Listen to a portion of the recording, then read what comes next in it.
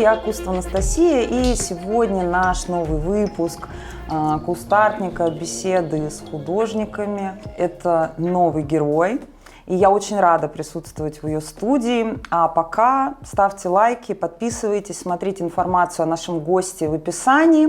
И, конечно же, делитесь видео, потому что благодаря этому больше людей увидят художников, познакомятся с их творчеством. Давайте делать эту творческую миссию вместе.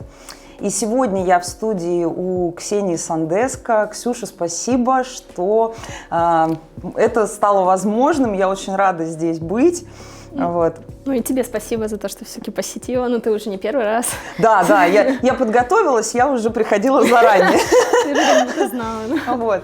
Да, у нас просто буквально недавно прошла арт-раш, и мы сегодня об этом поговорим. Но я хочу, чтобы ты немножко рассказала о себе, о своем таком большом творческом пути. Я знаю, что ты из Харькова, я знаю, что ты профессиональный художник по образованию художественному. И расскажи вообще, как сейчас ты находишься в Москве, и как складывался твой путь за последние года. И мы потом еще подробно о чем-нибудь уже обсудим.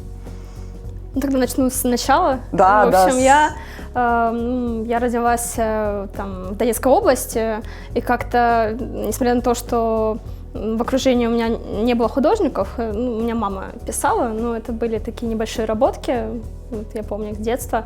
Но тем не менее, я всегда знала, что у меня будет такой путь. Правда, еще в школе я думала, то дизайнером буду, может быть, одежды, дизайнером интерьеров, но потом все равно, когда я поступала, я хотела поступить именно на живопись. Но у меня был тогда недостаточный уровень работы для поступления, и я поступила на графический дизайн. Мне, в принципе, нравилось, некоторые предметы, но, тем не менее, было внутри чувство, что все равно это что-то недостаточно мое, что ли. Не то, чем я могу гореть всю свою жизнь. И была какая-то такая облачная мысль, где я пишу какие-то картины серьезные. Мне казалось, что это, я как-то себя, наверное, это оправдывала, что, они деньги не зарабатывают, эти художники. У нас был отдельный корпус, и они такие грязные ходили, все думают, нет.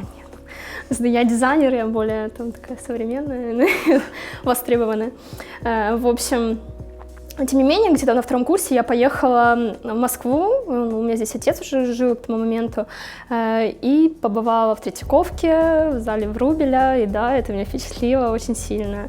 Мне тогда казалось, что это просто какая-то магия, что как это делается вообще, что я не понимаю. И, в принципе, многие художники понравились, Малявин тоже, в общем.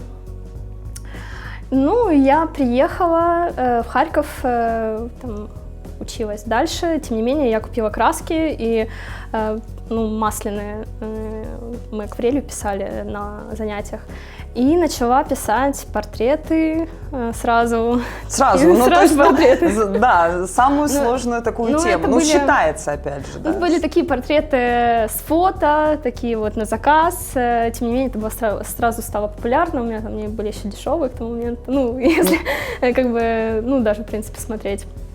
Да, и, конечно, так много-много написала, и уже так получилось, что и в Москве мне начали заказывать, я когда даже уже стала зарабатывать, количеством, у меня там было много-много портретов.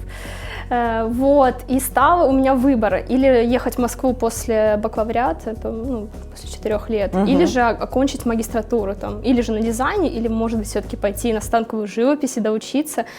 И мне было страшно, потому что все-таки на станковой живописи учились такие уже живописцы, которые после училища, и 4 года, и я приду дизайнер, который дизайнер рисовать не умеет, писать не умеет.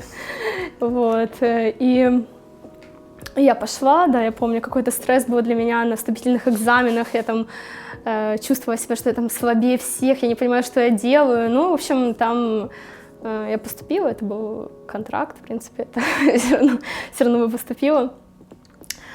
И вначале как преподаватели на меня так смотрели, что лишь бы она хоть как-то защитила диплом. И я прям ходила с каким-то таким нет, я покажу, что я буду писать хорошо. И потом у меня начало получаться, и действительно это был большой рост.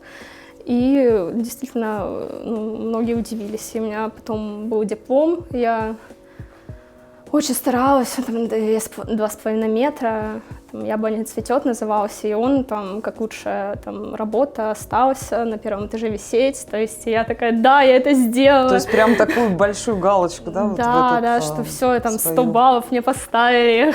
Ну, в общем, я приехала в Москву после этого, как бы, ну, все, да, какой-то этап я чего-то там добилась.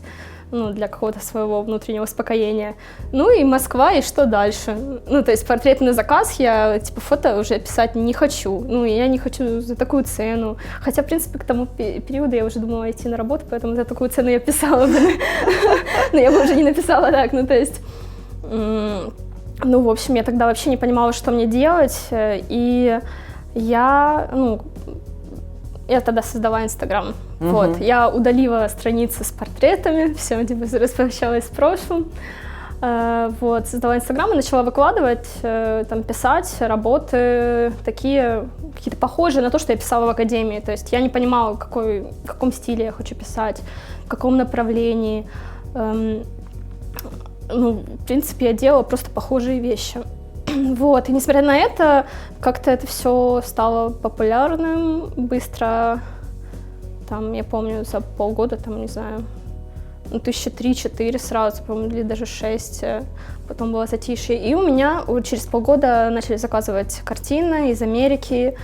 Я начала отправлять, и там уже было что-то такое похожее на какой-то, ну, на твой на стиль, мой стиль, да, уже на работы, которые там как-то будут узнаваемы. Я художник, это моя жизнь, вот в этом я там развиваюсь. Оно когда наступило? Я думаю, когда я окончила академию.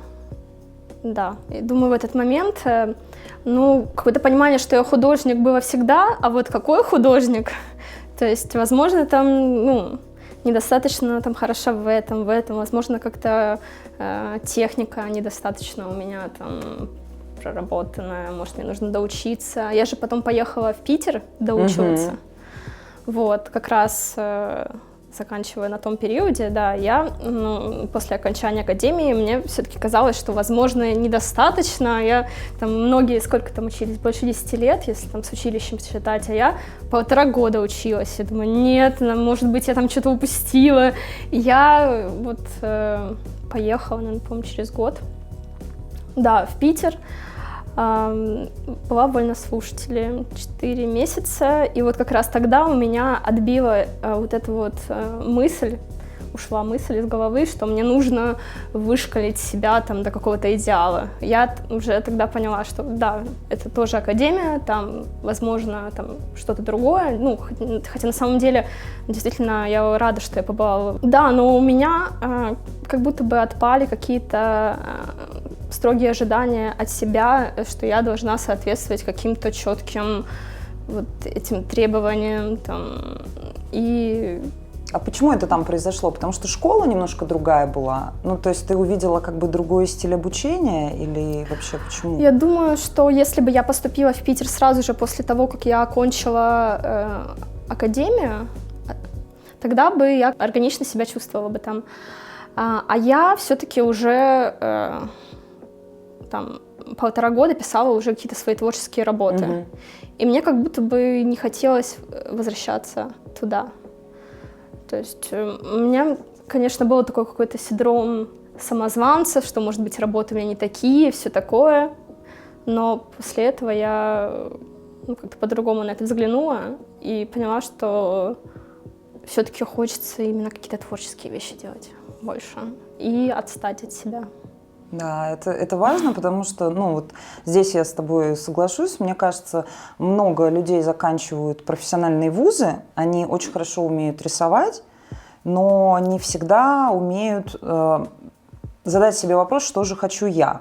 Да? И вот мне как раз хочется, чтобы ты подробнее рассказала о том, какие художники, какие, может быть, предметы тебя вдохновляют, то есть как ты нашла свой вот этот стиль, который сейчас прослеживаем сейчас, мы еще об этом поговорим, но вот как ты почувствовала, что вот это? Ну, я думаю, что ты просто замечаешь в моменте свои какие-то особенности. Например, какие-то яркие картины у меня были всегда, и они всегда были такими достаточно эмоциональными и пастозными, ну, смелыми. Возможно, иногда слишком уходила в какую-то вот эту экспрессию, но тем не менее она была всегда со мной. И можно там в себе это обрубить и как-то по какому-то канону дальше двигаться, а можно наоборот это усугубить и пойти в эту сторону. Я думаю, что, конечно, стиль формировался под влиянием художников любимых. Угу. Ну, там, Фешина я любила всегда, ну, Врубеля мы уже говорили, там, кто еще? Да много. Ну, Климта, конечно, любила. Но Климт, я думаю, связано с тем, что в своей дипломной работе я от Климта отталкивалась, так как там 3 возраста, у Климта очень много было работ 3 возраста, и в тот период я активно изучала его работы. Возможно, это был как такой отпечаток, который остался со мной на какое-то время. Да, и ты действительно анализируешь и других художников, смотришь, как это делается, как здесь это делается, и потом уже полагаешься, я думаю, на свой вкус. Ну, много хороших художников, но тебе нравится определенное. Наверное, потому что тебе тоже это свойственно, у тебя тоже это есть в тебе. Я думаю, так и формируется стиль. Опять же, у меня он, я думаю, меняется. Период такой, период еще когда-то меня увело. Да, и так как-то потом приходишь к чему-то, а может быть не приходишь, может всю жизнь меняется, и все разное, и как бы ты не понял какой ты, ну в плане да, тоже какой-то прям поиск. четкой конструкции, жесткой, что вот, и у меня только такой стиль, да.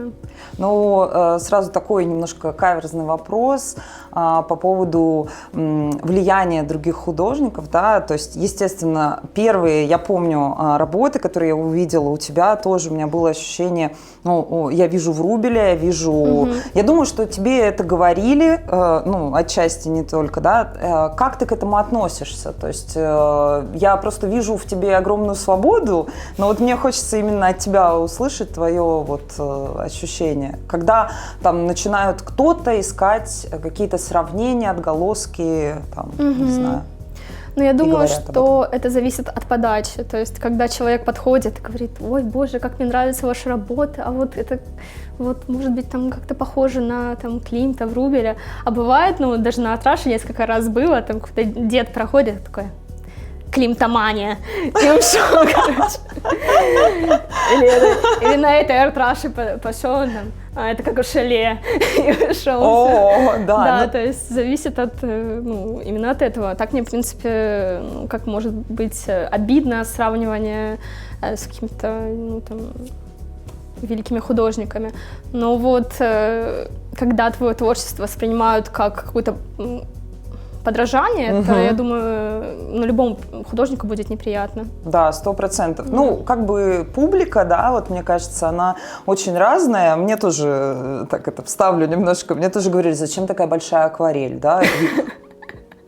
Я думаю, хороший вопрос, да? Вот вообще много ли на выставках, так как у тебя большая выставочная деятельность, ну и в целом все равно сейчас и блог твой развивается, вообще какое количество там людей, какие отзывы обычно, пишут ли тебе, там, бывает ли какая-то, ну, не знаю, там, агрессия, неоднозначность, как вообще у тебя это происходит? Ну, агрессии мало. Ну, то есть те случаи, которые я рассказала, ну вот они какие-то единичные, ну, может быть, такое же напишут в комментариях там несколько раз, но тем не менее, вот как раз на выставках ты получаешь эту поддержку, какую-то уверенность, то, что ты все делаешь правильно, там, в общем, обратная реакция от зрителя очень заряжает на дальнейшую работу, и думаю, что как раз ты можешь себя оценить как художника именно через глаза зрителя. То есть, когда ты сидишь в мастерской, пишешь свои работы, ты все равно, ну, что ли, не до конца можешь, сложно сформулировать.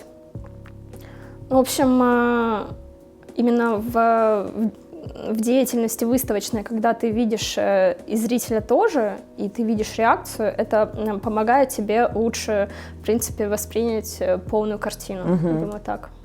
Себя увидеть как бы другими глазами. Да. Давай немножко, мы сказали про Артраш, уже упомянули, давай немножко поговорим об этой выставке, просто потому что она не потому что она самая главная в твоей жизни, я уверена, что это только еще все впереди даже, вот, а просто потому что она самая свежая, вот она только что прошла. И вообще ты на этой выставке, как мне кажется, показала новые работы, и твой стиль стал видоизменяться. Расскажи, пожалуйста, о своих поисках, о вообще концепции. Я обязательно покажу, как раз работы здесь будут, которые у тебя были на этой выставке. Это очень интересно. Я думаю, что этой осенью у меня был такой своеобразный кризис. То есть... Даже, в принципе, и летом. Летом я написала одну картину или даже две, за 3 месяца. Если учитывать, что для меня 3 картины в месяц это стабильно, там как-то было затишье, и мне как будто бы перестало... как будто бы мои картины... Они мне нравятся, мои прошлые картины, тем не менее, это как будто бы уже было не мое. То есть мне как будто бы хотелось гореть от процесса, экспериментировать, пробовать, а я остановилась на одной волне, писала, и потом... Мне захотелось поэкспериментировать с тканью и с цветом. Если проследить, то в моих прошлых работах до новых была такая палитра, там серый, красный, синий, примерно. Да. И меня ударило прям в открытые холодные цвета, там синий, бирюзовый. Мне хотелось поисследовать, что ли, какие-то моменты. Если посмотреть, то сейчас каждая работа, она такой какой-то ограниченной цветовой палитры, например, синяя, может быть, где-то контрастные цвета, волосы.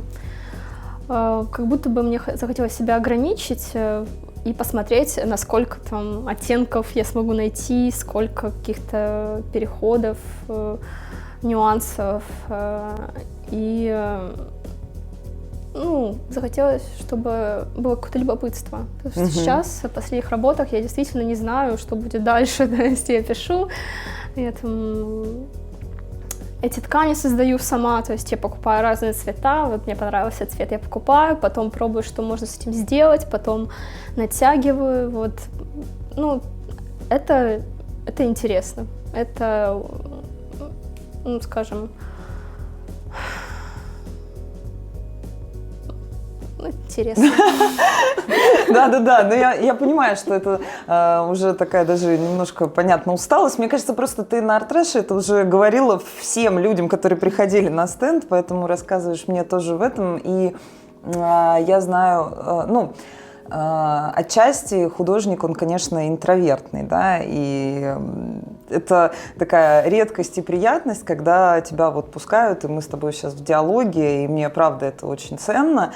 И вот ты сказала, да, о новом поиске, ведь это всегда про внутреннее, да?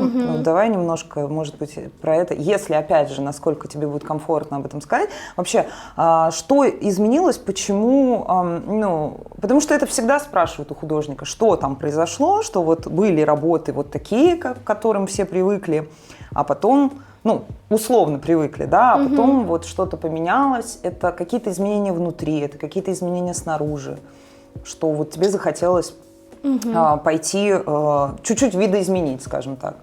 Все. На самом деле, ты вот спрашиваешь, и я ведь сама об этом как-то не размышляла, прям, то есть такой интересный, какой-то глубокий вопрос.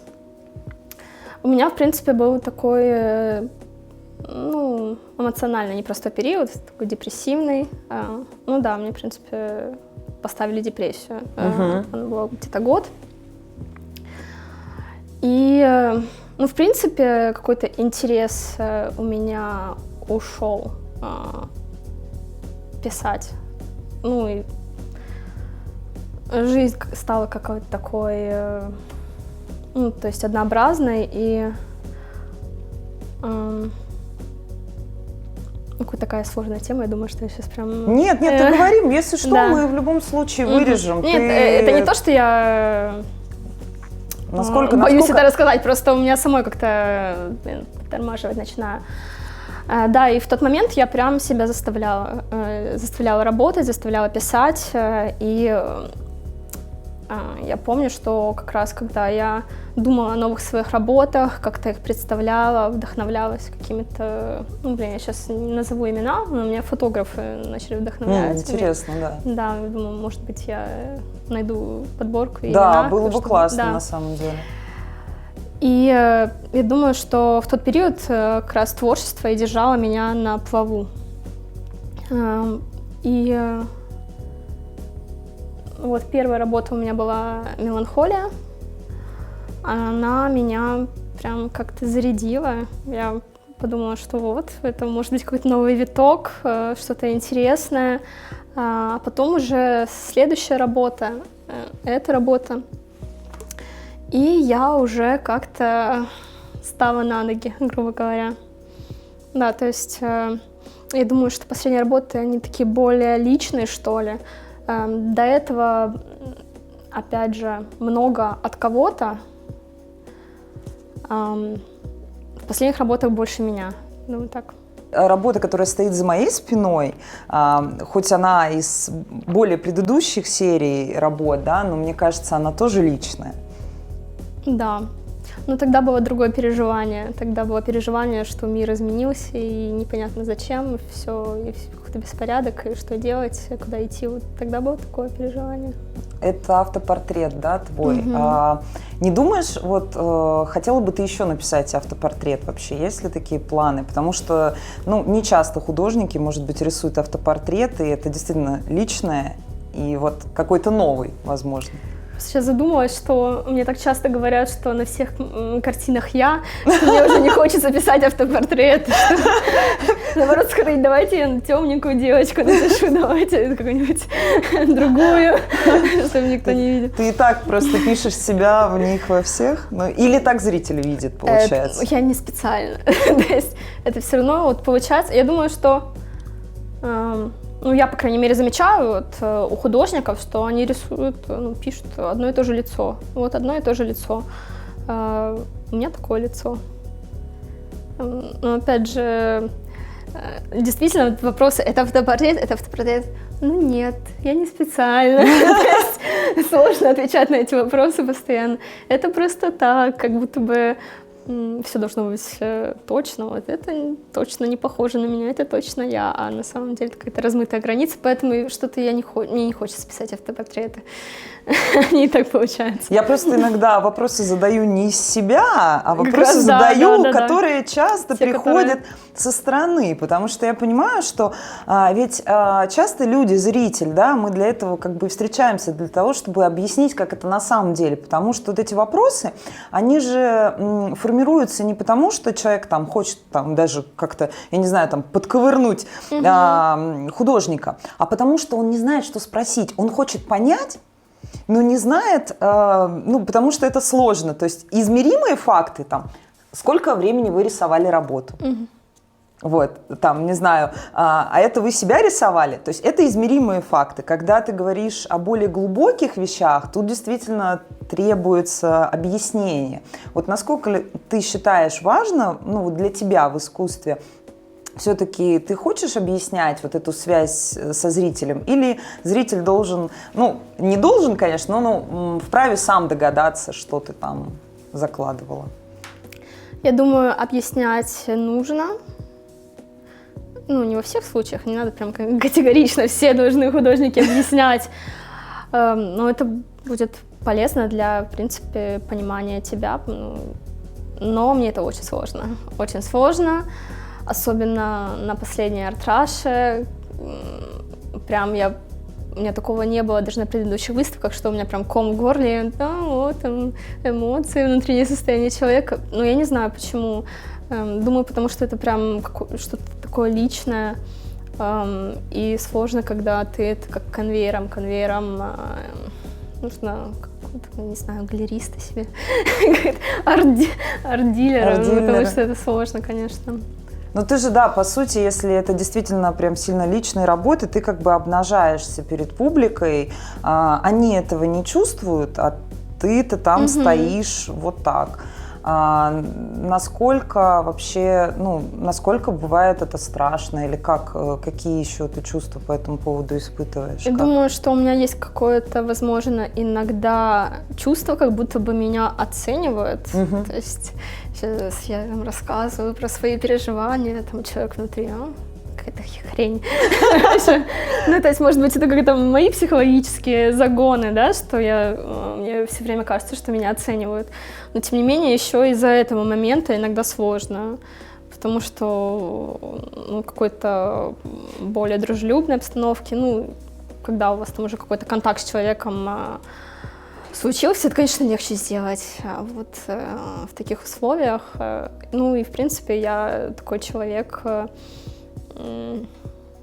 замкнутый достаточно. Я помню, что в школе я даже сочинения там боялась рассказывать. И, в принципе, вот эта вот тема речи, там, каких-то публичных выступлений, это все для меня очень сложно, там, даже если это пару человек. Еще из-за этого момента тяжело. В общем, очень много причин, чтобы не рассказывать. Не рассказывать, да? Ну, мне кажется, это, знаешь, большая смелость, как минимум, говорить о том, что тебя пугает. Ну, то есть, правда, потому что завуалировать легче всего. И вот ты сейчас так честно, ну, как бы говоришь о том, что да, это нормально, я человек, меня, ну, как бы какие-то моменты меня там смущают и там пугают. Вообще, в целом, как ты считаешь, должен художник сам себя всегда позиционировать? Или это все-таки, да, вот там галереи как-то, как ты сейчас взаимодействуешь с галереями? Потому что я знаю, что ты представляла и себя, и сама, и через галерею. Вот как это происходит? Так, первый вопрос, должен ли художник сам? Это я думаю, вместе, кому да. Как нравится, кому как удобнее. Есть художники, которые вот, они такие прям артисты. Я не из таких художников. Мне, конечно, мне комфортно там в социальных сетях выкладывать какие-то фотографии, там как-то одеваться интересно, какие-то истории создавать. Конкретно при взаимодействии с покупателями или же с публикой, мне нравится, когда есть разнообразие, то есть ты можешь как-то и сам высказаться, и твои картины в галерее, это в 2 раза больше возможностей.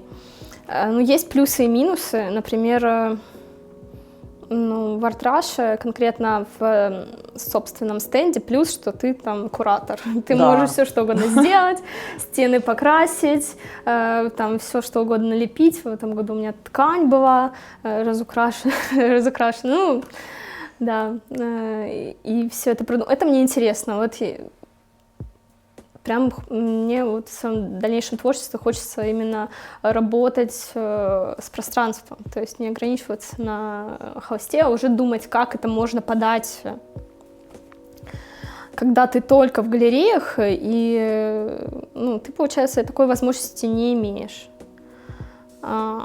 Однако, когда ты в галереях, тогда все-таки картинами занимаются люди, которые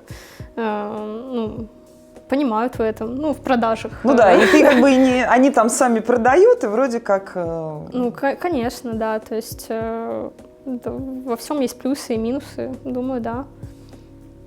Ну, просто наш зритель, он может там не знать, как галереи вообще сейчас, это процент от продаж или это там наценка, вот какие варианты, тебе нравятся больше и вообще? С наценкой я, по-моему, не сталкивалась. Процент от продаж, да, у всех разный процент. Опять же, если это галерея, если это ярмарки современного искусства, ты покупаешь стенд и ждешь, пока он окупится.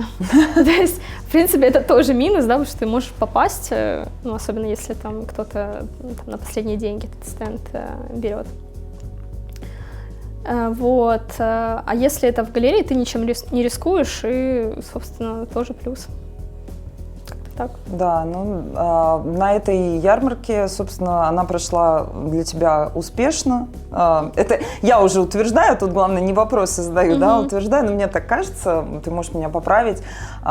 И твою картину как раз «Меланхолия», если я не ошибаюсь, да? Нет. Купили? Да. Это был райский сад с ковром. Да, райский сад с ковром. Купил Тимати, это, я тебя поздравляю. Вот расскажи, пожалуйста, про эту продажу, как это все произошло.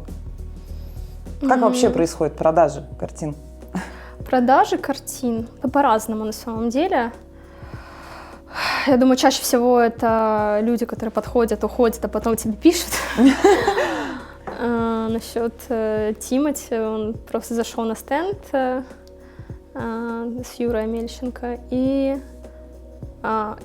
посмотрел, прикольно, и ушел. Посмотрел. Посмотрел и посмотрел. По Артраше видео, ну и что. Да, потом, получается, мне написали, что вот хотят купить работу, и на следующий день приехали и купили. Да, это на самом деле классно, когда вот четко покупатель знает и выбирает уже работу. Она действительно одна из таких интересных и масштабных. Какого она размера? Большая, да? Сейчас не помню точно. Вот. 1,70 на 1,80 по-моему, или же 1,60 на 1,70 ну что-то такое. Такая около 2 метров, да? Ну да. И там как раз ты использовала ковер. Угу. Давай вернемся к тканям.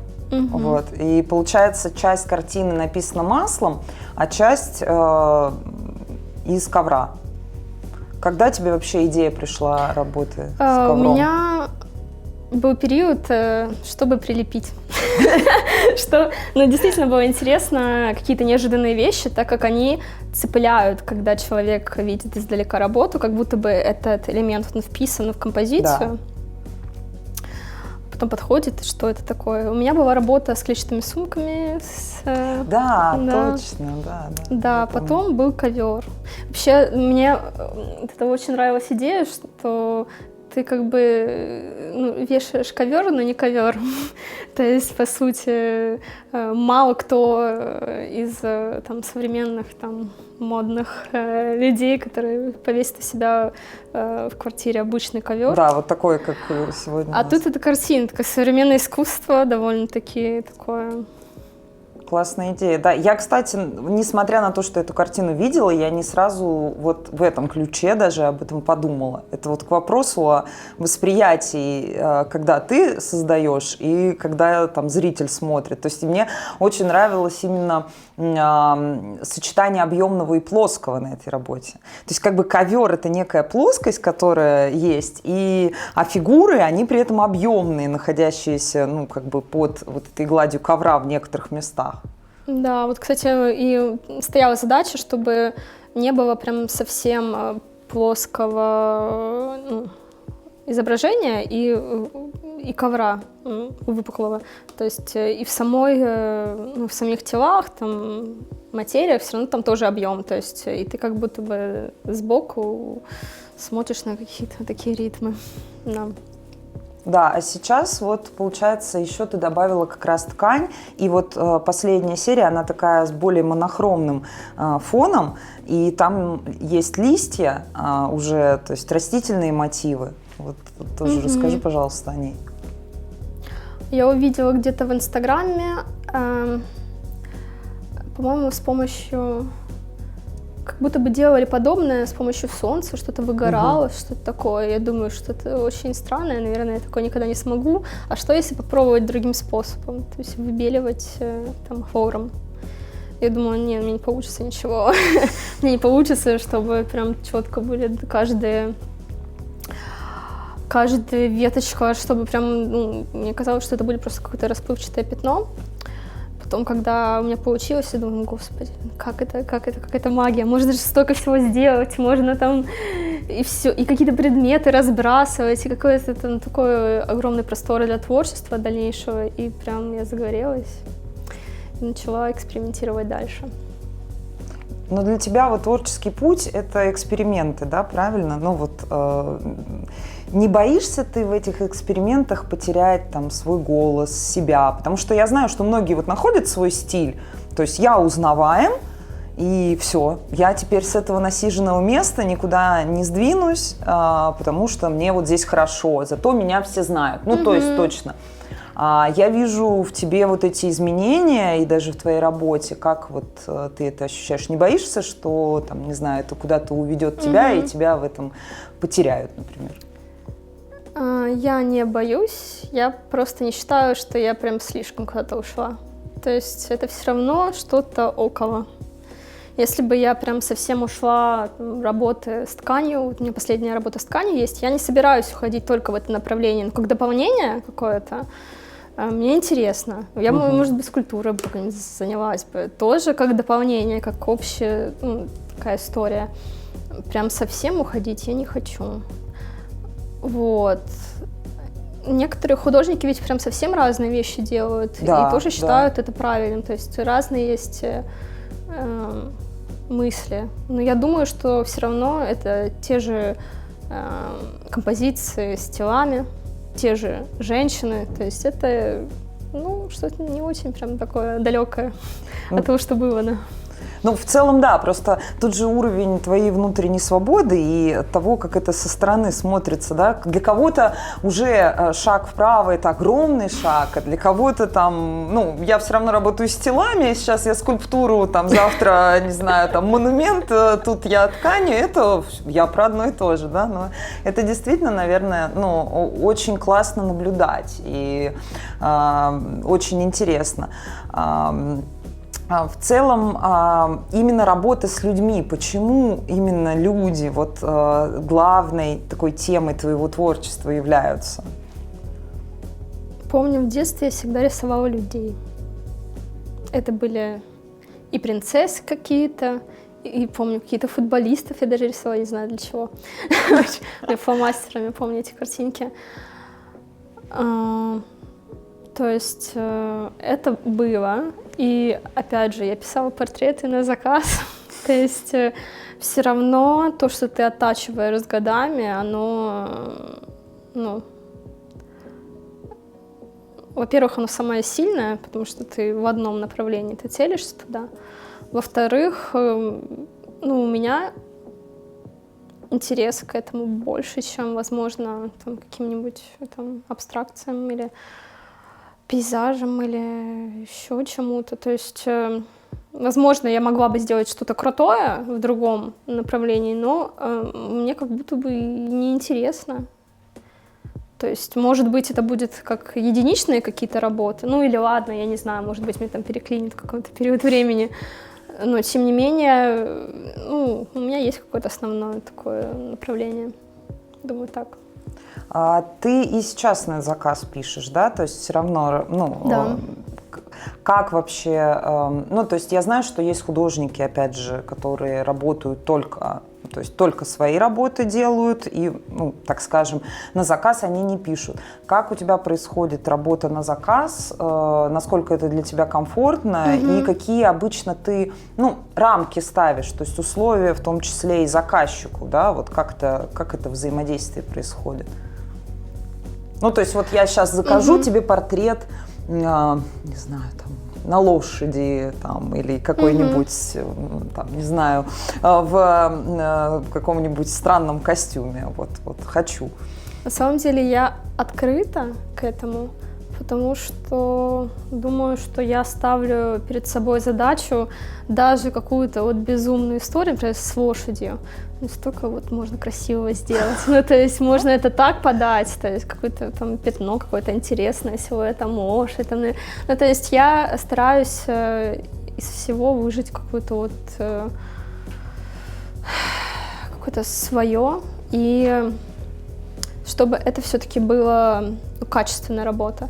То есть если в каких-то творческих работах как раз это творчество, это такое основная движущая сила, в портретах на заказ все равно есть ограничения. Например, ты не можешь написать какое-то искривленное лицо сильно, потому что это все-таки человек, хочется, чтобы все-таки было похоже. Но тем не менее, если при первых работах это было чтобы нравилось только такое красивенько, сейчас это стало гораздо более качественно, гораздо более продумано. То есть и композиция, и там все элементы. И я ставлю перед собой задачу именно в портретах на заказ, чтобы мне не было за них стыдно. Чтобы я могла их выложить на своей странице в Инстаграме, и меня бы там не захейтили, что ты пишешь там с фоточки, что-то такое. Да, и у меня пока получается вот последние мои работы, да, и в принципе, думаю, там, за последние пару лет портрет на заказ, это действительно, если я беру, то это прям очень стараюсь.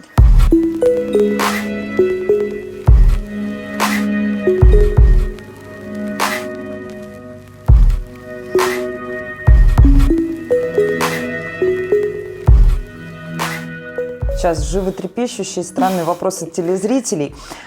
Писать с натуры или с фотографии? Как ты, чему ты отдаешь приоритеты? Как это для тебя? Я пишу с фотографий. В принципе, если начинающий художник, конечно, нужно начинать с натуры. Там в академиях пишут с натуры, неспроста тебе просто не дают фоточки, ты дома делаешь ваши задания. То есть, чтобы писать по фото, нужен опыт. Возможно, мне какой-то преподаватель скажет, что там нет, ты все равно не дома, да, ты должна писать. Но тем не менее, да, конечно, нужно понимание, как ты делаешь, потому что вот в некоторых моих работах я прям изобретаю там цвет, изобретаю там форму, там, объем, то есть как-то меняю там. Ну, допустим, фотография может искажать, да, если там особенно это там какая-то вот такая косая, то есть и ты должен, получается, человека там выровнять, грубо говоря, догадаться, какой уменьшить нос, там расширить, то есть и это должен быть опыт, чтобы ты не просто копировал, а все-таки просто отталкивался от фотографий, и как раз когда ты не копируешь с одной, а отталкиваешься от многих фотографий, которые разные сами по себе, это вообще сложная история. Да, это правда сложно все это соединить в одно, но бывало такое, я просто вот в свое время писала портреты на заказ, потом от этого отказалась полностью, поэтому потому что это действительно сложно. Бывало ли такое, что люди, не знаю, не нравятся? Вот вы меня нарисовали не так, я себя вижу не так. Вот у меня был один случай, когда не захотели забирать портрет. Это было еще когда я училась в Харькове и писала портреты здесь, когда приезжала на пару месяцев. Тогда у меня прям был такой хайп, меня там выложила одна блогерша, и у меня там была куча заказов. И мне, получается, скинули фотку, а я тогда все брала заказы. Мне там, ой, мне прет, я все напишу сейчас. И, в общем, скинула фотку, а там просто было выбеленное на пол лица и обрезано. Черно-белая. Я говорю, а другой нет фотографии? Говорю, нет. А какой хотите вы портрет? Черно-белый. А у меня был, по-моему, портрет какой-то черно-белый. И с цветами, по-моему, яркими. И я написала то, что она хотела. Там получилось так, что заказчице показалось, что это как на похоронах, как гробовая плита, то есть черно-белое изображение в центре, там более такой светлый размытый фон по краям и цветочки сбоку, даже они так внизу. А там это стоило, я помню, это 6 тысяч рублей стоило тогда. В общем, сказали, все, верните мне предоплату. Я вернула, и все, это был единственный случай. Кстати, сейчас, конечно, такого не происходит. Сейчас, так как это более какая-то вдумчивая, детальная работа, это как-то все более, что ли, в уважительных каких-то тонах. Там, человек, если ко мне приходит, он уже знаком с моим творчеством, как-то уже это себе представляет, а тогда просто вот пост увидели, все, закажу, все, как на похороны, до свидания. То есть немного другая была история. В общем, вот так вот. Ну да, сейчас тебя уже видят как-то, ну и вообще, опять же, ценовая политика, мне кажется, она... изменилась, да. Нет, но она немного фильтрует тоже, опять же, определенную публику, ну, это так, кто хочет там очень дешево, быстро, еще и качественно, ну вот, я думаю, ты вспоминаешь вот эти, там, не знаю, 3 круга, есть такой мем, да, где там качественно, хорошо, быстро, дешево, и все-таки это невозможно все за один сделать. И вот вообще, как ты относишься к тому, что там художник зарабатывает деньги за свой труд, потому что это такой вот наболевший вопрос всегда, что особенно, ну то есть, почему такой вопрос, да, в классике все равно до сих пор пропагандируется, что художник это только там про творчество, про как будто бы это отдельно, и там, не знаю, под заказ, там, за большие деньги это уже теряется какой-то, я не знаю, там, что-то такое важное теряется. Ну, по крайней мере, это просто некое мнение. Вот как ты к этому относишься?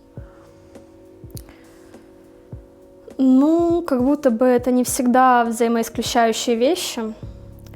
Как будто бы художник может писать разные работы, возможно, на каких-то зарабатывать какие-то там для души, какое-то прям безумие и пойти выставить.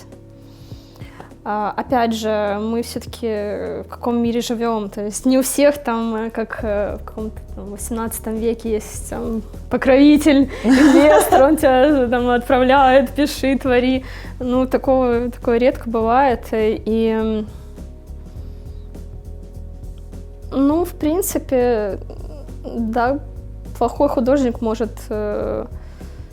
не зарабатывать на этом, а прям уйти куда-то в какое-то вот это вот все свое, а может там какой-то талантливый и тем не менее получать деньги. Хотя, ну, если мы в историю посмотрим, ведь многие художники были при жизни уже востребованы, очень много денег получали. Да, да, абсолютно. Мане получал деньги, он получал. Да, там, об этом забывают все. Да, то есть это нормально, да. Ну, да, в принципе, я не знаю, как в других странах, но в России же как будто бы такой профессии не существует. Ну, людей, которые как-то отдаленно это видят. То есть как будто бы такие вопросы, как там, чем ты занимаешься, художник, а потом чем будешь? Да. Тебя просто так... Работаешь кем, да? Работаю. То есть... Не, ну, когда люди, ты что, этим и зарабатываешь? Ну, вот. А для некоторых, наоборот, если ты зарабатываешь, значит, ты настоящий художник, потому что если ты там у себя пишешь в каком-то мастерской какие-то работы, они никому не нужны, значит, ты нет такой профессии, ты просто там балуешься. Противоположные какие-то взгляды, да. Хобби. Так, ну да, по поводу таких вот, да, финансов я поняла, но вот пока мы с тобой говорили, вот буквально до этого о том, что о важности выставок в жизни твоей. Вот.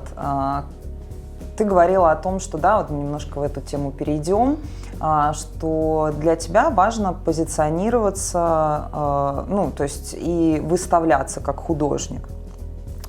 Я вот сейчас думаю об этом, и мне кажется, что это как человек, у которого не было денег, потом он в конце получил, и тебе нужно этим наесться. То есть, когда ты, собственно, работала в себе в мастерской, как будто бы себя никак не представляла, потом тебе там предлагают где-то выставиться, или как-то вот это все движение, когда ты приезжаешь, там, выставляешь работы, потом получаешь обратную связь, ты как будто бы так, мне надо еще. Как, ну, мне кажется, в какой-то момент мне просто станет как-то так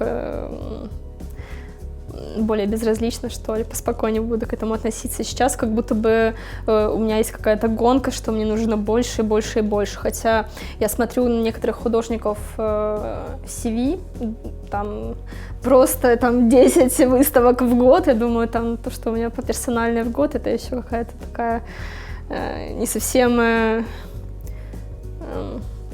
частая история. Ну, это твой путь. То есть вопрос же не только в количестве, да, а вопрос, наверное, в качестве этих выставок. Вот, ну, то есть в результативности тоже, наверное, вообще. Я была на твоей выставке здесь, в НИИ «Среда». Вот. Она была небольшая, такая камерная, мне очень понравилась. И вообще планируешь выставки персональные, как ты их организуешь самостоятельно, как это вообще происходит? Вот, когда ты понимаешь, что все, выставка? По-разному. Как-то я отправляла свои резюме, и мне ответил без Art Gallery. И, в общем-то, мы с ними связались и обсуждали возможность проведения персональной выставки. И я как-то такая, ой, ну как-нибудь потом сделаю. Вот через полгода я сделала. По поводу выставки в НИИ «Среда», когда я заехала сюда, это был пустой этаж, вот, я сделала ремонт, и затем в соседней мастерской, это была не мастерская тогда, а просто вот арт-пространство, и там каждые выходные была выставка, каждые выходные, и я просто думаю, ну, у меня тоже, то есть у меня же здесь в 2 раза больше пространства, да, и тогда как раз это и подтолкнуло на идею, да, чтобы показать и выставочное пространство, и мастерскую, и как работа по-разному выглядит в том и том пространстве, то есть появление меня здесь уже как-то подразумевало, что здесь будет выставка. Ну и, в принципе, в НИИ «Среда» продолжает проводить выставки, так что я не исключаю возможность, что я еще и здесь проведу. Иногда просто какое-то знакомство. Например, у меня планируется сейчас в июне выставка в Хидоне, и тоже как-то начали взаимодействовать. Вот на Art Russia у меня были у них на стенде картины. Ну, как-то по-разному. То есть, опять же, по поводу выставок и качества, у меня было несколько выставок, как по мне, ну, не то что неудачных, но что я бы, наверное, не выставляла бы там, потому что это как пусто потраченное время. Вот, и теперь, опять же, я начала отказываться от каких-то выставок, все, я уже на этом уровне. И как раз, да, мне хочется выставляться на каких-то уже хороших галереях, какой-то концепции интересной, какой-то экспозиции такой, то есть чтобы, ну, в каком-то соседстве хорошем, то есть не то, чтобы ты там будешь одна такая звезда, ну, в общем, да, и... Собственно, хочется что-то делать и дальше в персональных выставках, как-то экспериментировать как-то. Но, кстати, можно затронуть тему в том, что и галереи бывают разные, и то, что есть какое-то более популярное искусство, да? Да. А есть какие-то концептуальные, и ты иногда, у меня, по крайней мере, было это, что ты не знаешь, куда податься, то есть вроде бы ты недостаточно концептуальна для этих галерей, вроде бы выставляться там в каких-то салонах с там пейзажами, ну, как на Арбате, да? Да. Как в салонах, с салонными картинами, тебе тоже не хочется, и ты не знаешь, куда тебе податься, то есть ты как бы как между 2 огней, то есть выдумывать какую-то вот концепцию, какую-то сверх. На самом деле, когда это работы такие, ну, что ли, достаточно понятные, ну, я считаю, что когда это не какая-то, господи...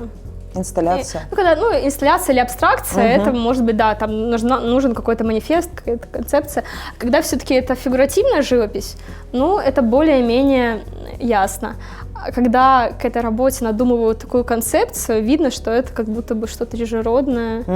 И мне этого и не хотелось, и тем не менее, ну, я ощущала, что куда мне пристроиться, куда мне двигаться, я не знаю, что делать. Да, и в итоге как-то и живопись поменялась, и я как-то спокойнее себя начала чувствовать. Ты с иностранными галереями какими-то сотрудничала? Вообще у тебя вот опыт? Или это в основном сейчас в России?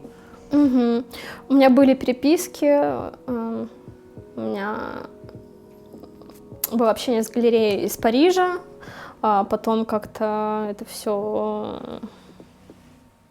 остановилась, и потом вроде бы не знаю, что сейчас с этой галереей. То есть я так туда не доехала, а на данный момент я даже не представляю, как я туда бы повезла все эти картины. То есть сворачивать картину 2 метра высотой в тубус, ну, это больно. Ну, то есть Да. я даже не знаю, как я туда смогу выехать. А просто отправлять их, и непонятно, как их натянут. То есть технических много вопросов. Хотя я думаю, что это такое поле, простор для дальнейшего продвижения, конечно, очень значимый. А по заказам, ну, то есть по покупкам ты отправляешь сейчас какие-то работы, ну, в другие города, там, за границу, или вот опять же в рамках... Потому что, да, действительно, большие форматы, с этим, ну, не так просто технически. Отправляю. Вот я отправила этой зимой картину. Как раз это была первая картина за последний год, то есть я не знала, как я отправлю. Ну, все хорошо, просто дороже стало, и деньги получить сложнее. А так все, в принципе, возможно. Так что я отправляю, да, мне много кто интересуется из-за границы, из Америки, да, конечно, много покупателей. В принципе... Там, кстати, в Америке и как-то в Европе совсем другое общение, чем с покупателями имеешь в виду? Да, даже при покупке картины, то есть если здесь на выставке нравится, куплю, то там как-то, да, у меня коллекция, вот я собираю только эти, я не знаю, что купить, ну то есть у нас какие-то, я думаю, такие более эмоциональные люди на СНГ. Ну вот тут вопрос, у нас же, мне кажется, развивается только эта сфера, да? То есть там, возможно, вот, как ты сказала, у людей уже коллекции, они в коллекцию ищут работы, а у нас еще, может быть, этих коллекций нет. Как вообще ты считаешь вот сейчас на арт-рынке, да, вот нашем, который вот ты видишь, ты внутри него как такой полноценный, не знаю, игрок, как это правильно, да, назвать. Какие проблемы существуют? Вот что не так, что какие-то плюсы? Как вот? Я сейчас сначала скажу, чтобы не забыть мысль, что... Да. Я недостаточно долго в этом нахожусь, именно в истории с продажами. Как будто бы людей, которые довольно обеспечены и хотят украсить свой дом, это большинство.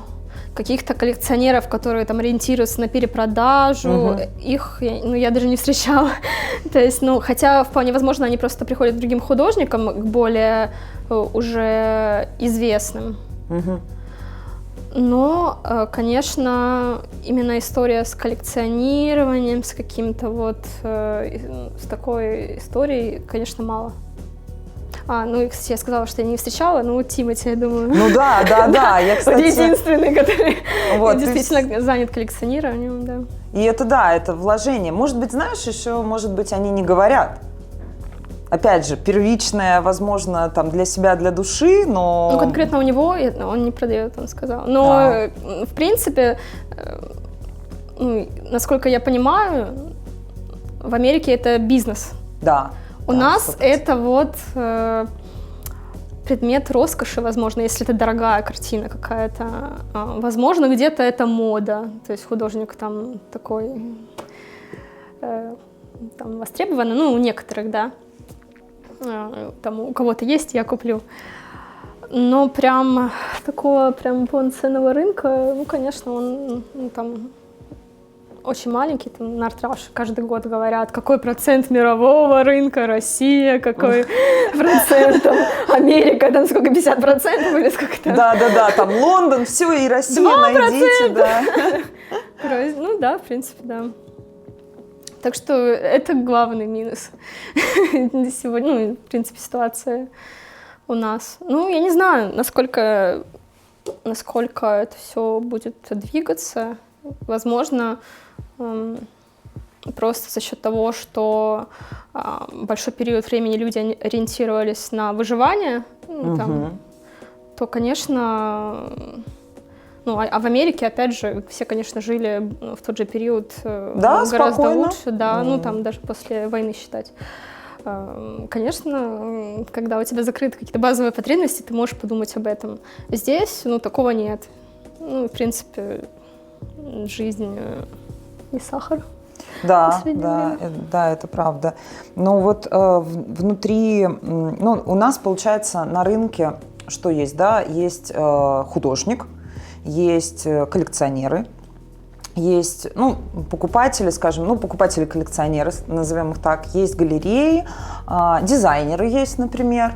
Вот в этой во всей вообще линейке и цепочке как ты видишь взаимодействие? Где, может быть, на твой взгляд, проблемные места, не знаю, может быть, его улучшить? Взаимодействие художников, дизайнеров или с покупателем? Я думаю, что здесь нужно отталкиваться не от увеличения количества галерей или выставок, ярмарок, а от спроса. То есть, когда художник начинает свой путь, и он видит, что людям это не нужно. Конечно, некоторым нужно, но, скажем так, мы уже говорили, что все-таки действительно немного людей, которые готовы приобрести дорогую работу, но в принципе видят в этом ценность, скажем так. И сталкиваясь с этими условиями, человек или уходит в другую сторону, или вообще на это забивает. Если бы действительно, возможно, изменилось какое-то отношение к этому, возможно, менталитет, я думаю, это громкое слишком слово, но тем не менее, если бы, в принципе, глобально искусство, общество ценило бы больше, то художники подтягивались бы, и это было бы, более завидная работа, что ли, потому что сейчас ты художник, не надо, все, вся жизнь твоя уходит под откос, то есть ты, получается, как будто бы еще ничего не начал, но ты уже ты идешь на какую-то кривую дорожку. Как-то так. То есть это, в принципе, такой общий вопрос, который должен меняться. Надеюсь. Да, и сразу такой, ответный. Как ты думаешь, что мы из своей позиции, например, можем с этим сделать? То есть можем ли мы? Потому что это действительно, наверное, очень сложная тема, в которой мы вот сейчас живем. Что каждый из нас может сделать для того, чтобы ситуация улучшилась на рынке общая? Художники. Мы в данном случае... Да. В принципе, если зрителю купить картину, художники, я думаю, просто продолжать, показывать, что это возможно, особенно если ты добился успеха какого-то, ты уже будешь ориентиром для более молодых художников, через лет сколько-то. И, в принципе, чем больше таких имен, тем... что ли, легче тебе, то есть ты понимаешь, что это возможно. Даже сейчас я отталкиваюсь от многих художников, смотрю, ничего, а что так можно было? И я думаю, что продолжать, не сворачивать, это то, что мы можем сделать. Вот, например, кто-то меня мотивирует, мне нравятся действительно картины, мне нравится стиль. Кто-то меня мотивирует каким-то продвиженческими вещами, то есть он и там, и все получается. И как-то это все, опять же, кто-то какую-то выставку невероятную сделал, кто-то продал что-то дорого. Это как-то мотивирует, собирательный образ. Это просто, кстати, интересно. Многие говорят, что нет, я не хочу ни за кем следить, ни на кого смотреть, чтобы вроде как меня как-то внешние факторы, не демотивировали наоборот. А вот ты, Интересно, есть ли такие люди, которые прям в Инстаграме от всех художников подписались, не буду я смотреть на них? То есть даже когда ты общаешься, все равно каких-то друзей находишь среди художников. Да, в принципе, возможно, это покажется кому-то вредным для своего, то может, стиля, что, не дай бог, я напишу что-то похожее на кого-то. Ну, смотрюсь вот, сейчас приду и нарисую. Да, ну тогда не надо было на всех художников там смотреть, в принципе, с рождения. Никаких Третьяковок, никаких таких работ. Хотя я помню, там, одногруппник сказал, что вообще вредно ходить по музеям. Как идея. Ну да, как мысль, то есть да. бытует это мнение, что ты вот... Просто вот мы сейчас разговариваем, столько всего нужно сделать, там не смотреть, там не зарабатывать на картинах, потом, не дай бог, там ты на кого-то увидишь, такого что-то похожее сделаешь, там, в общем, очень много запретов. Да, так и есть, но Да. поэтому вот как раз мы же как будто бы эти запреты ломаем. То есть вот ты, рассказывая свой путь, по сути, вот сейчас, да, ты как бы многие из этих вещей просто, ну, опровергаешь, говоря, ну, рассказывая просто о своем пути, на котором ты, ну, не слушаешь, там, не смотришь, то есть тебе не мешает это. Это же тоже очень мотивирует других людей, которые смотрят такие, Да. а так можно, то есть, а можно вот, можно там дружить, но при этом не пытаться скопировать там человека, а где-то в свое идти. Вот меня, кстати, мотивирует, когда, наоборот, какой-то успешный художник вот скажет, что нет, не все у меня хорошо. И я подумаю, да, это же действительно человек реальный, потому что, когда мы действительно смотрим за такими вот людьми, ну, я думаю, даже у каждого в жизни там это свои люди, да, каждый в разных сферах, и тебе кажется, что это какой-то недостижимый идеал, а потом, когда ты слышишь реальную историю, ты думаешь, да, вот, и там отказы были, и там галереи не брали, и у меня, и это как-то, ну, расслабляет тебя, и ты думаешь, что, да, все возможно, все можно сделать, и у всех бывают какие-то неудачи, особенно вот, когда... Ну, вот мы разговаривали, да, как раз, когда брали кофе, за отказы в каких-то галереях, на каких-то выставках, как будто тебе там сообщения не прочитали, а ты уже думаешь, все, это что-то плохо с моими картинами, я плохой художник, там по-любому сидят какие-то суперзнающие люди, Да. которые меня не оценили, все плохо, ну вот, да, это каждый раз, к чему это я уже забыла. Нет, это, кстати, хорошая мысль, я вот поддержу. А что тебе вот, ну, помогает вот в этом вот мире, когда действительно есть отказы, есть там, ну, когда мы живые люди, то есть так происходит, там, не знаю, кто-то не звонит, кто-то не написал ответ, кто-то вообще не увидел. То есть что тебе помогает вообще, ну, не уходить, не знаю, там, в депрессию, самобичевание какое-то, то есть и все сказать, все, увольняюсь из художников, пойду на работу устраиваться, не знаю. Мне помогает психолог. Я это все и рассказываю. Получается, по-моему, рассказывала про галереи, она говорит, так у тебя есть, получается, какой-то образ какой-то невероятной галереи, которая тебя возьмет, и у тебя сразу жизнь расцветет, что это за галерея. Да, в реальной жизни как бы тоже что-то будет. Ну, то есть, и ты думаешь, да, действительно, что это за хрень, наличие моей картины в каком-то помещении ничего не изменит, ну, возможно, будет продажа, но прям, чтобы это повлияло на какое-то мое самоощущение, что все, теперь я признана. Ну и ты видишь какие-то такие абсурдные вещи.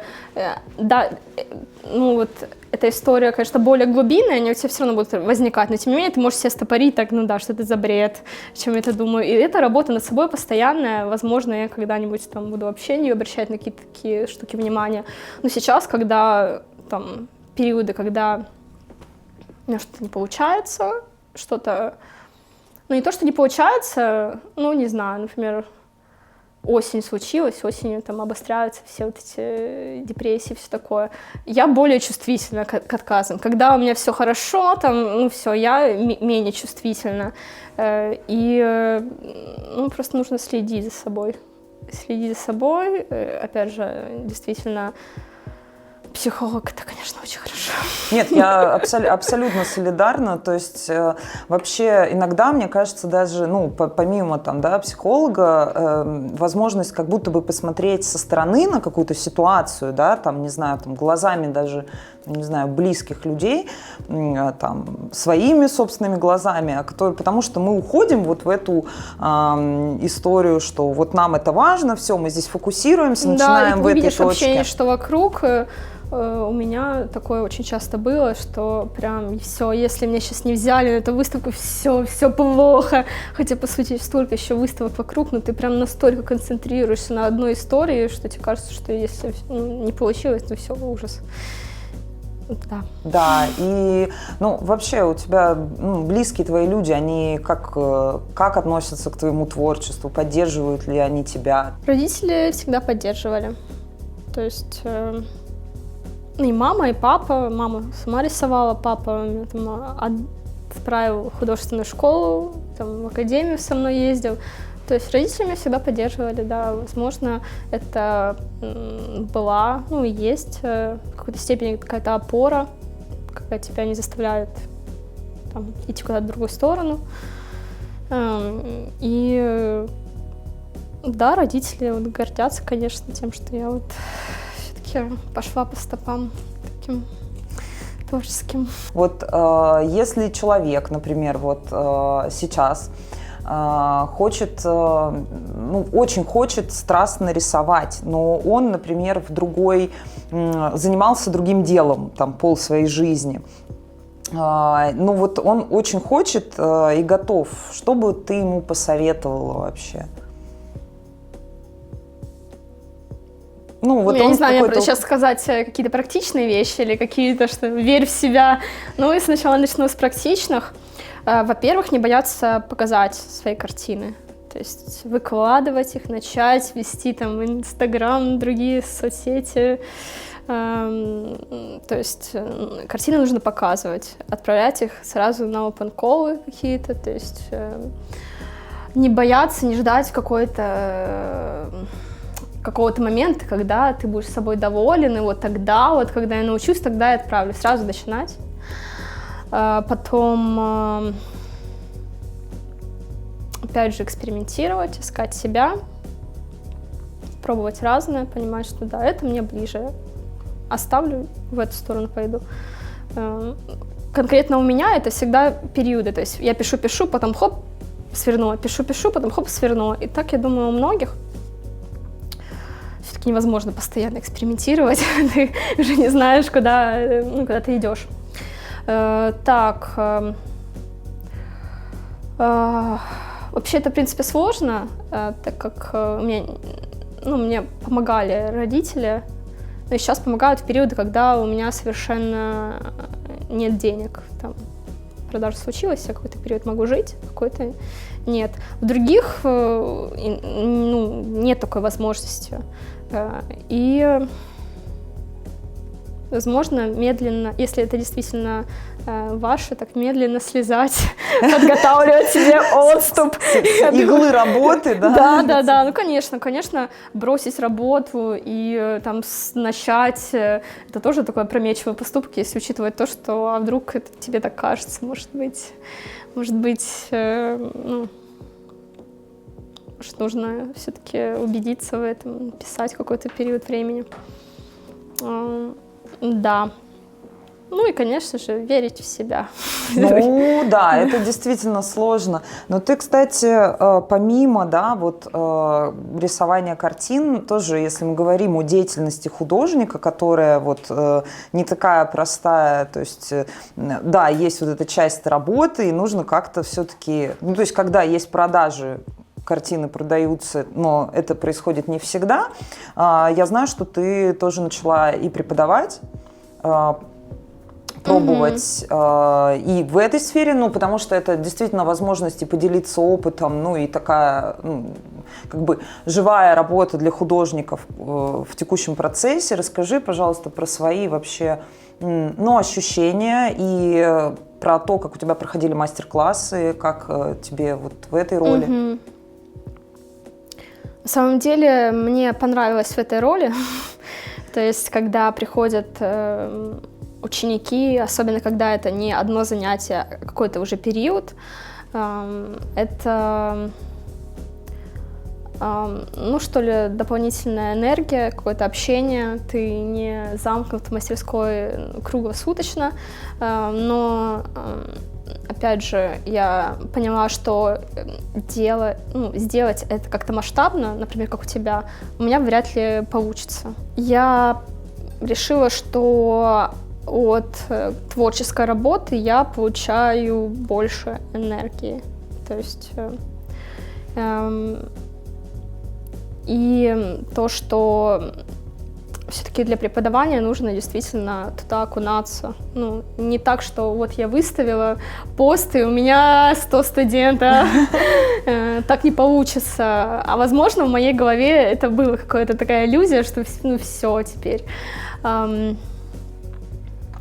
я думаю, что как что-то такое камерное, что-то для там, нескольких человек на постоянной основе, это будет продолжаться, но чтобы конкретно там, заняться продвижением, прям школа, конечно, нужны ресурсы, и я не готова сейчас их отдавать, так как все-таки есть жизнь, есть продажи, не напишешь картины, тебе будет не за что жить. 100%. Неприятно.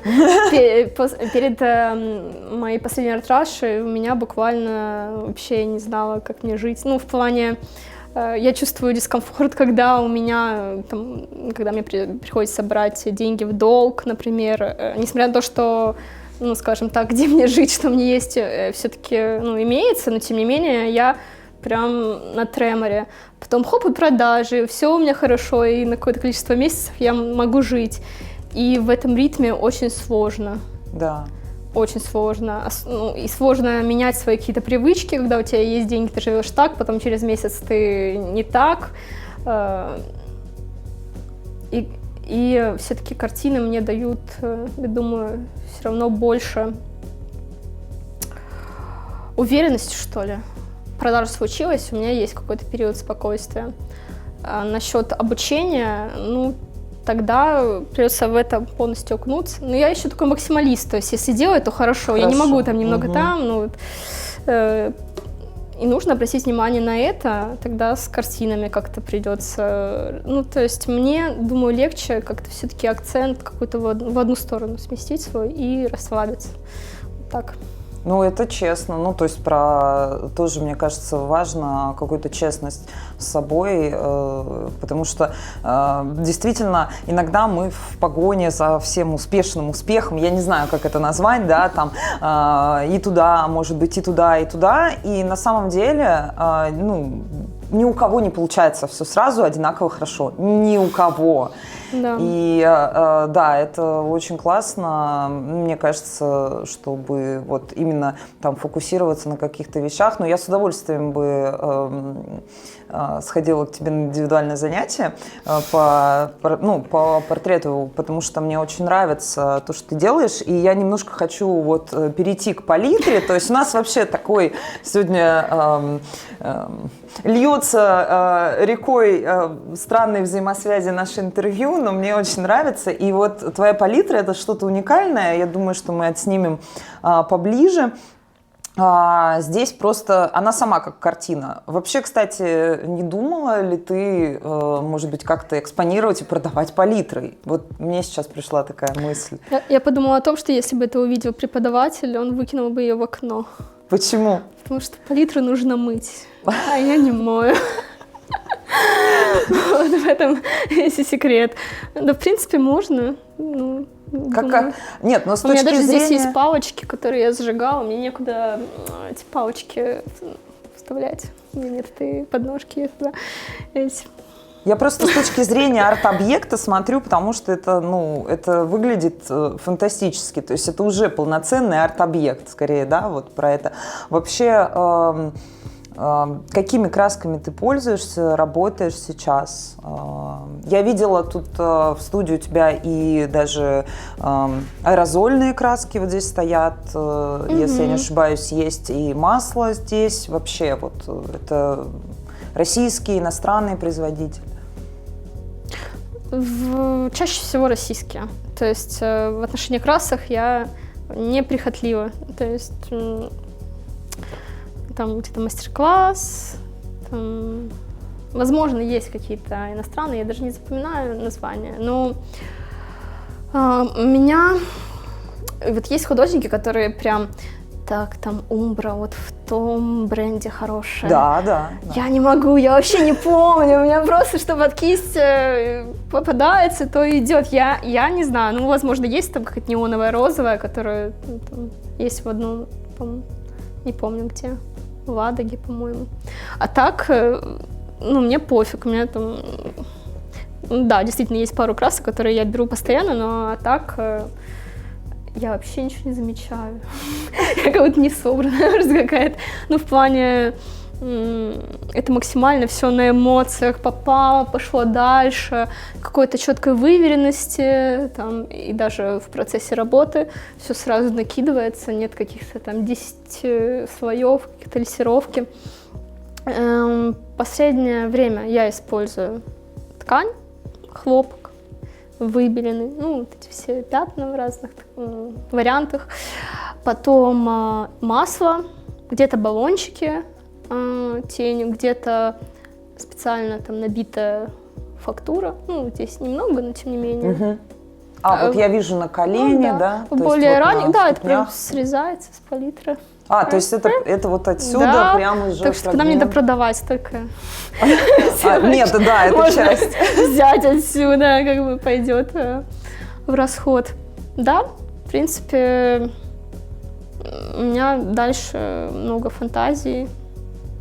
Кстати, можно перечислить, что у меня было на картинах. Так, сумки, клетчатый ковер был. Что, все, что ли? Больше ничего. Ну и, в принципе, картина из ткани. Не, ну ткань, да, ткань. Но ткань тоже разная. Простыни, вон сзади тебя. Вот с простыней обычно. Ой, это простыни. Когда старая очень была дома. Вот так творятся работы. То есть все максимально экспрессивно. Вот. Дальше, опять же, я купила металлическую ткань. Такую металлическую. Мне хочется что-то из нее сделать, я не знаю. Или в работе, или же сшить опять что-то. То есть у меня есть такое вот. С ковром то же самое было. Вот мне хочется с ковром сделать все. Не могу и так, и мало ли что мне там еще в голову воспридет дальше. И пока ты не реализуешь идею, ну, то есть... Не, могу писать что-то другое, но оно уже у меня останется, будет так висеть. Как обычно вот происходит твой творческий день? Ну, как бы... Как? Вот ты приходишь в мастерскую, не знаю, во сколько времени? Ой, раньше я приходила, вот практически год я приходила в 3 часа. Я просыпалась в 11-12, приезжала сюда к 3 и уезжала где-то в 10-11 вечера. Сейчас уже я пораньше, у меня как-то режим наладился немножечко. Обычно это 60% прокрастинации. Настройка. Ютубчик, еще что-то там у меня стоит. Да, и работа. Обычно, когда нет что-то, чего-то нового, ты сидишь, думаешь, начинаешь работать, у тебя все идет, ты уже пишешь. Но прежде чем начинать какой-то новый холст, мне сложно. То есть я думаю, я хожу, притом я не думаю, как я это сделаю. Просто вот, не знаю, сложно, в общем. Сложно словить. Ну, какую-то эмоцию, да, свою ищешь? Да, когда получается. Ну, я думаю, что когда ты пишешь, у тебя получается, ты сразу загораешь, тебе хочется все закончить, ты можешь... Я очень быстро пишу, я могу прям быстро написать. Могу за неделю картину написать, там, 1,50 м. Могу долго переписывать. Когда я переписываю, вот эта работа была с коричневым фоном, я ее написала. Это все, там, рисунок наносился очень быстро. Вот все взяла, там, не знаю, что, сепию какую-то нанесла, все. Потом я написала эту картину, писала, я не знаю, месяц, наверное. Поняла, что головы большие. И ты написала такую картину, головы большие. Думаешь, все, я не хочу писать, все, я пошла домой. Потом проходит какое-то количество времени, пару недель, я думаю, все, ладно, надо взять себя в руки. перепишу головы. Просто переписываю головы. Ну, хотя, не знаю, думаю, кто-то из художников сказал бы, ну, надо сразу эскиз записать, ну, это просто лишняя работа. Но у меня вот все, экспрессия. Вот, и переписала голову, потом поняла, что нет, фон не тот, хочу другой фон.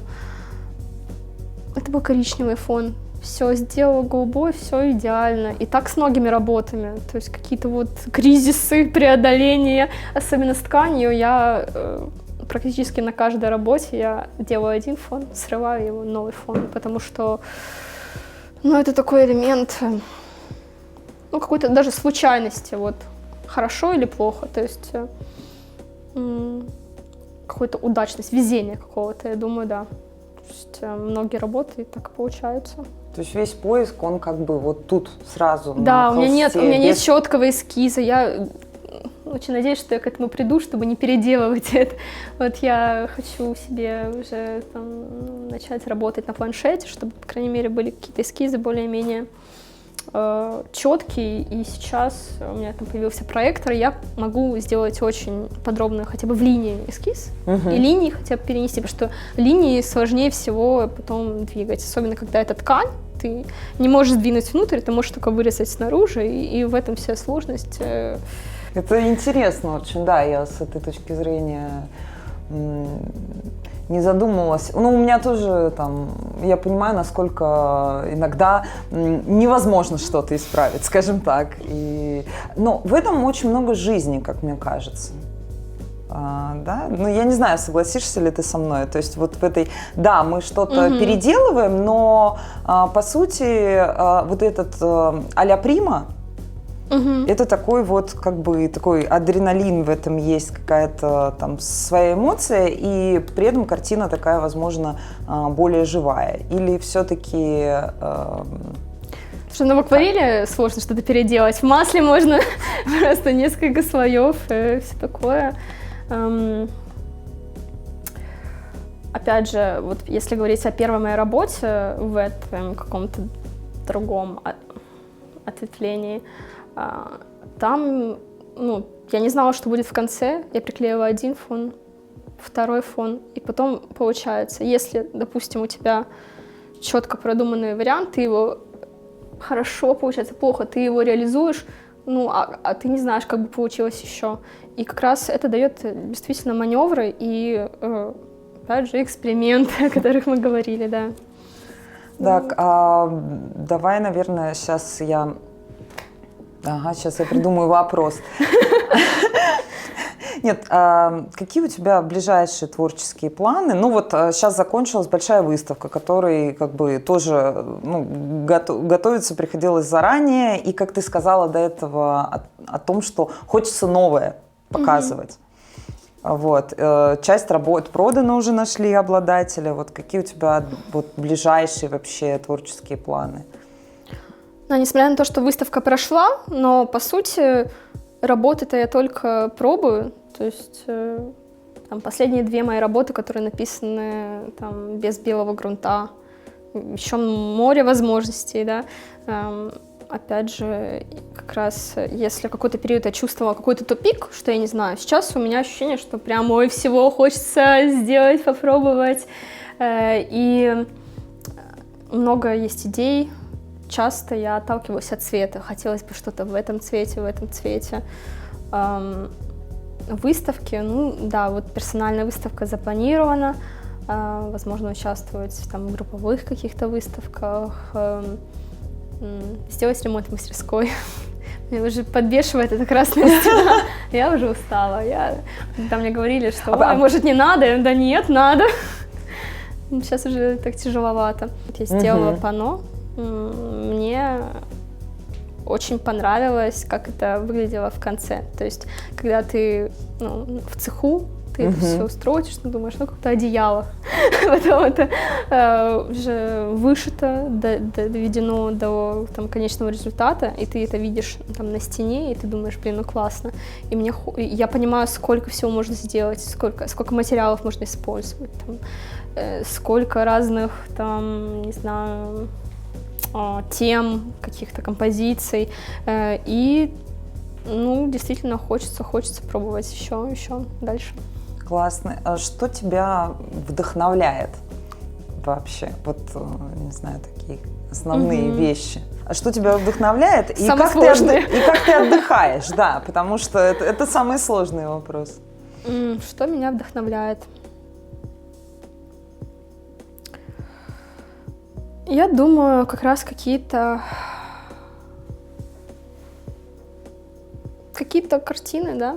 Ты смотришь, листаешь, и несмотря на то, что это не то, что ты делаешь, но ты видишь в этом что-то интересное. То есть в этом вот очень классно там какая-то композиция, в этом прям цветовая гамма очень, ну, и ты хватаешь, и ты понимаешь, сколько разных вариантов, сколько возможностей, и, ну, несмотря на то, что это не так, я увидела и побежала творить, и у меня прям все завертелось, нет, но это как будто бы обогащает тебя, какая-то насмотренность, что ли.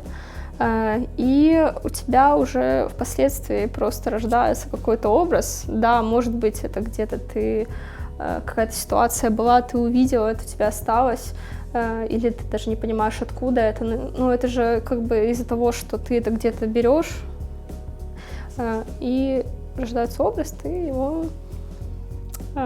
транслируешь. Транслируешь, да. Отдыхаешь ли ты? И если да, то какой для тебя вот лучший вид отдыха? Для меня лучший вид отдыха – это интересно. Это то, чем я занимаюсь 60% времени в своей мастерской. Думаешь, у меня вот наоборот ощущение, что ты очень много работаешь. Ну, то есть ты очень много, ты все время в каком-то своем поиске, процессе, все. Ну, в процессе, да, а вот физически, возможно, я просто сижу там просто в одну точку, там, ну, в компьютер смотрю. Ну, конечно, да, это как будто бы постоянно ты там находишься. Нет такого, что я выключаюсь полностью. Да, возможно, если я там уеду в какую-то другую страну, меня выключат. Но если я буду гулять по Москве, все равно я буду там. То есть мне сложно прям совсем выйти из этого. Возможно, из-за этого я и много времени вот сижу в мастерской и ничего не делаю. Думаю, вот как раз если про отдых, да, наверное, это прям кардинальная смена обстановки. Это для меня отдых. Ты, по крайней мере, ты как будто меняешь свою жизнь на какой-то период, и ты включаешься полностью туда, и у тебя, по крайней мере, какой-то, не знаю, перезагрузка в голове происходит, ты приезжаешь и думаешь, ой, как классно, вот сколько всего есть. Да, это такой отдых. Хотя, на самом деле, это у меня не часто куда-то уезжаю, и поэтому, возможно, я в таком напряжении.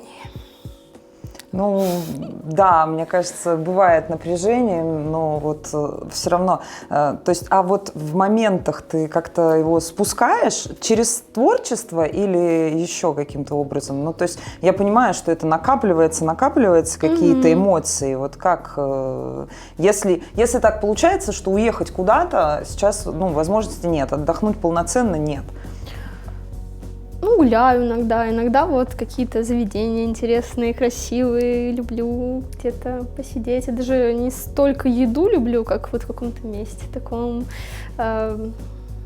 интересном. Опять же, ну, на выставке можно походить, хотя на самом деле выставки это как раз, блин, а чего не очень здесь. Я бы лучше смотрелась на выставках. Не, ну если это там какой-то Пушкинский музей, полегче, конечно. Но я там была много раз, на Третьяковке тоже. На Третьяковке. Думаю, да, прогулки, ресторанчики. В театр я хожу в последнее время. Ой, в театры интересно. Разные, там какие-то современные, мне нравятся. Как? Не представления, а современные... Перформанс. Ну, перформанс это... Ну, в общем, ладно, будет так. Имею в виду, в театре это, ну, не пьеса, как называется? Постановка? Да, на современной постановке, пусть будет так. Все. Хорошо. А какая современная постановка тебе запомнилась? Ой, последнее время, ну, я была, по-моему, это музей Москвы, я была на «Сережа очень тупой» и «Человек из Подольска». И на самом деле я ходила в театр, но не так часто, как там последние пару месяцев, и прям так, ну, то есть, а что так можно было? Или Амон-Ra был в МХТ Чехова, я так понимаю, да, тоже очень... Мне визуальная часть, конечно, очень восхищает, когда я в таких местах оказываюсь, я могу там где-то выключиться просто, там, не смотреть, ну, не запоминать, это как в фильмах тоже, не запоминать, что там идет, но тем не менее, господи, как-то все по цвету красиво, освещение, какие костюмы, то есть, да, я такой визуальный человек. Да, еще была тоже Сережа, просто отрывок из Анны Карениной, в общем, интересно это все. А на какие-то, не знаю, там, творческие тусовки или выставки ты ходишь вообще, как? Ну, если это кто-то знакомый, да, могу, но вообще не часто. То есть, ну, прям, чтобы сказать, что я в какой-то тусовке, ну, нельзя так сказать, потому что я достаточно такой человек, как сказать, ну, то, что я закрыта, я уже говорила. У меня немного друзей, у меня там несколько человек, и это, ну, не всегда художники. Ну, то есть, да, я понимаю. И у меня, я думаю, у некоторых людей есть такое, какой-то вот круг общения, который вот потусить, поехать, а у меня это все тоже какие-то близкие люди, и вот им я во всем могу рассказать, а чтобы вот знакомые какие-то более дальние, у меня нет такого, что я вот прям в тусовке пойду крутить, сейчас тому напишу. То есть я такой человек, да. Поэтому, чтобы я часто ходила на какие-то такие мероприятия, ну, я думаю, не часто совсем. Надо самостоятельно делать мероприятия, будем их создавать, чтобы на них ходить, да. Я еще хотела коснуться твоего стиля. Мне очень нравятся вообще, ну, луки, которые ты подбираешь. Мне вообще кажется, что, ну, то есть это настолько там тебя дополняет и костюм на арт-раше на первый день, то есть он был вообще как часть экспозиции. И насколько ты считаешь, художник, ну, то есть, насколько внешний вид художника может играть тоже там на руку, дополнять его творчество, или художник не всегда должен как-то визуально выделяться, там, например, вот как тебе Думаю, кажется? это зависит от восприятия там, человека, который на это смотрит, потому что я вот слышала мнение, что вот нет, художник должен быть какой-то там серьезный дядька, который вообще никому так не нужен, ну, который, вот, картины мои. Кто-то, возможно, наоборот подумает, что какой-то такой яркий человек, который как-то так одевается, как-то подходит под картины, дополняет как-то образом своим свое творчество. Это более там выгодная история.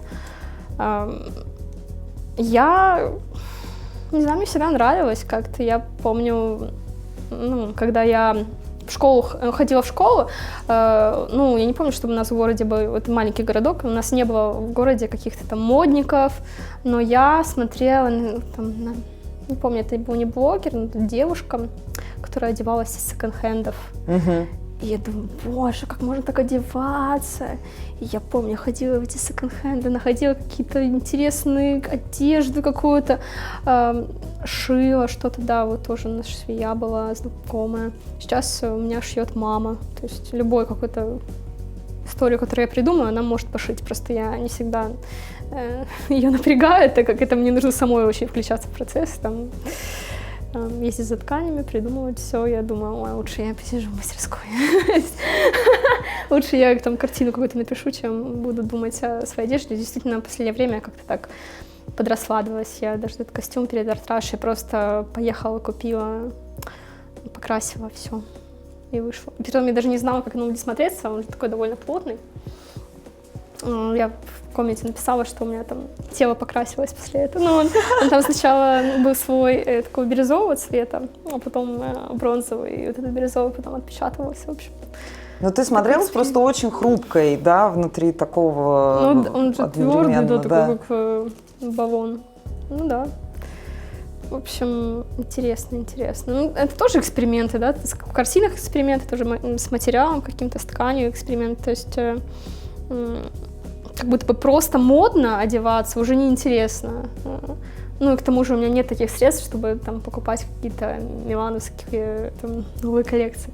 А вот что-то, опять же, изобретать, это мне больше как-то дает энергии даже. И, ну, конечно, интересно, когда это у тебя эта вещь, там, ты такое сделал. И, да, мне бы, наверное, хотелось как-то своим образом, думаю, вот, одеждой подчеркивать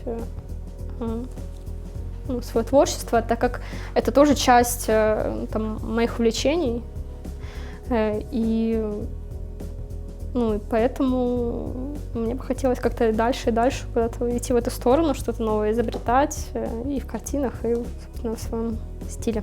Мне просто как раз, да, я вот так вот к этому подвела, потому что мне кажется, что художник, ну, во-первых, художник — это человек неотделим от своих картин, и нельзя там сделать сепарейт, так вот как бы картины отдельно, там художник отдельно. И вот у тебя очень так, не знаю, как-то вот этой вот нитью, да, как, скажем, тканью прослеживается, ну, какая-то взаимосвязь, на мой взгляд, не знаю, я думаю, что те, кто смотрит видео тоже и посмотрит твое творчество, обязательно тоже напишут свое впечатление о том и о твоих образах, да, и вот этом каком-то совмещении и сейчас в тканях, в твоих работах, потому что, ну, вот мне так чувствуется, что в этом действительно много тебя, и это транслируется вокруг. Ну, то есть это выходит так, что оно выходит во всем. Вот. Спасибо тебе за это. И у меня финальный вопрос, он такой состоит из 3 ответов, но я надеюсь. Вот. Назови, пожалуйста, 3 вещи в искусстве, которые для тебя самые важные, ну, такие вот важные, что бы ты отметила? Такой вопрос сложный, сейчас надо подумать. Ну, какая-то самобытность. То есть, я думаю, это что-то про... Там, ну, уникальность — это громкое слово, но, тем не менее, что-то вот такое особенное твое. Так, затем... В изобразительном искусстве, в искусстве в целом? Ну, наверное, даже в твоем больше, в твоем восприятии искусства. Ну, то есть... Я думаю, что, ну, я, наверное, переверну. Это как раз не следовать за трендами, а напротив идти вот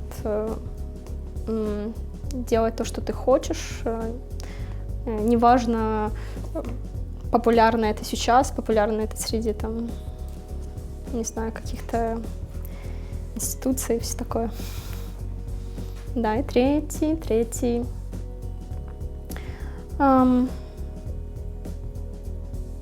Я думаю, что это, опять же, какой-то посыл, искренний посыл. То есть не просто какая-то вот надпись для того, чтобы это произведение стало более там дорогостоящим, каким-то более значимым, а действительно какое-то вот переживание настоящее. Думаю, да, все. Да, очень классно. Спасибо тебе за эту беседу. Спасибо большое за искренность и честность, потому что, ну, это вообще редкие качества. Я всегда, ну, благодарю за вот эту возможность немножко окунуться вообще в твой мир, в то, как ты создаешь свои работы, в твое творчество. И я надеюсь, все, кто смотрит это видео, обязательно посетят твои соцсети, все возможные. Я оставлю внизу контакты и уже углубятся в твое творчество и напишут тебе свои впечатления. Спасибо тебе огромное. Тебе тоже большое спасибо. Я думаю, что не только зрители узнали больше обо мне, но даже я в каких-то моментах глубже себя копнула за это интервью. Спасибо. Спасибо.